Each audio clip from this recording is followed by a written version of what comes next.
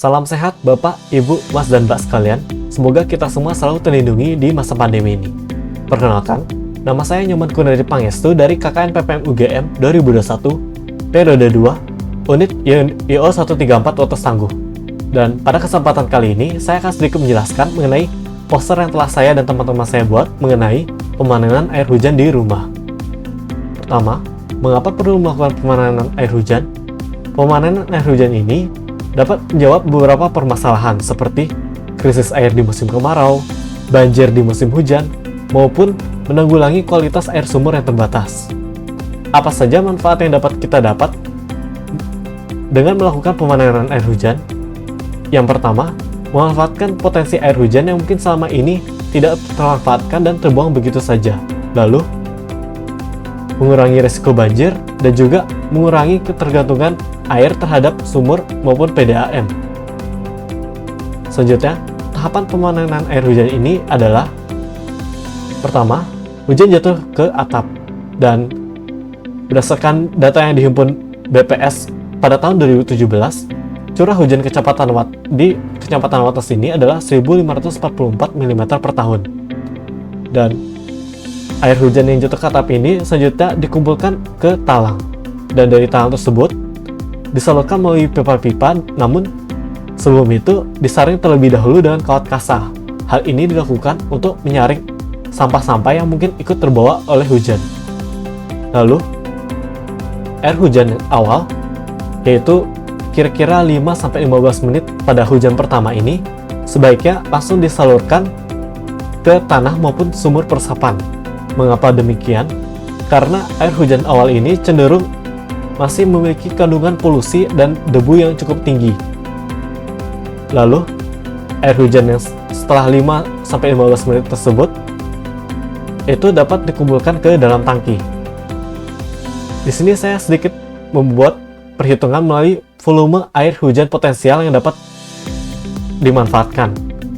Jadi, jika kita anggap bahwa 20% dari air hujan yang dikumpulkan dari atap ini hilang seperti akibat kebocoran pada pipa, maka volume air hujan yang dapat dikumpulkan pada luas atap 100 meter persegi dengan curah hujan 1544 mm per tahun pada Kecamatan Wates tadi adalah 123.000 liter per tahun. Lalu, jika kita menganggap kebutuhan air per orang per harinya adalah 80 liter per orang per harinya, maka volume air hujan potensial tersebut dapat memenuhi kebutuhan satu keluarga yang berisi 5 orang selama hingga 308 hari. Jadi, sungguh besar sekali ya potensi dari volume air hujan ini. Dan lalu, air hujan yang telah dikumpulkan dari tangki ini tentu dapat langsung dimanfaatkan seperti untuk menyirami perkarangan maupun mencuci kendaraan dan penggunaan-penggunaan lainnya. Lalu, selain itu juga air dari tangki ini dapat diolah lebih lanjut lagi untuk dijadikan air minum atau air bersih.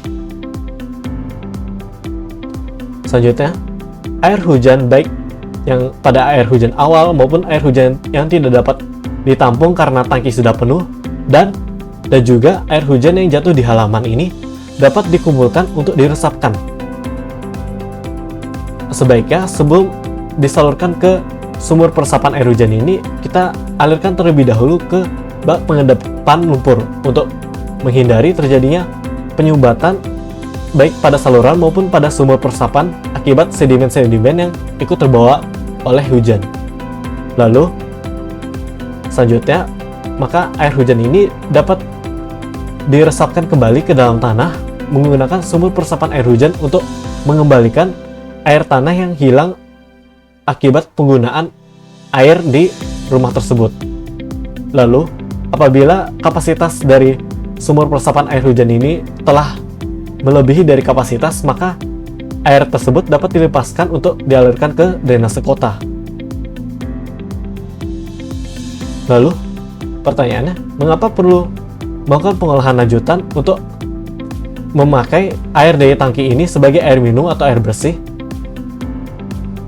Alasannya adalah air hujan ini dapat saja mengandung mikroorganisme ataupun mikroba yang berbahaya apabila dikonsumsi. Lalu, air hujan ini juga masih memiliki potensi terdapat partikel pengotor.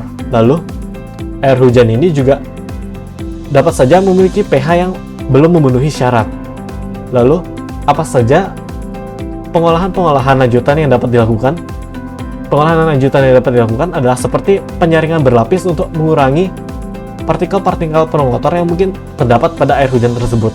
Lalu, dapat juga dilakukan penambahan sodium bikarbonat untuk mengurangi kesadahan atau kandungan mineral pada air hujan tersebut. Lalu, dapat juga dilakukan sterilisasi dengan sinar UV untuk membunuh mikroba-mikroba yang terdapat di air hujan tersebut. Sekian penjelasan yang dapat saya sampaikan. Terima kasih atas waktu dan perhatiannya. Semoga dapat bermanfaat bagi kita semua.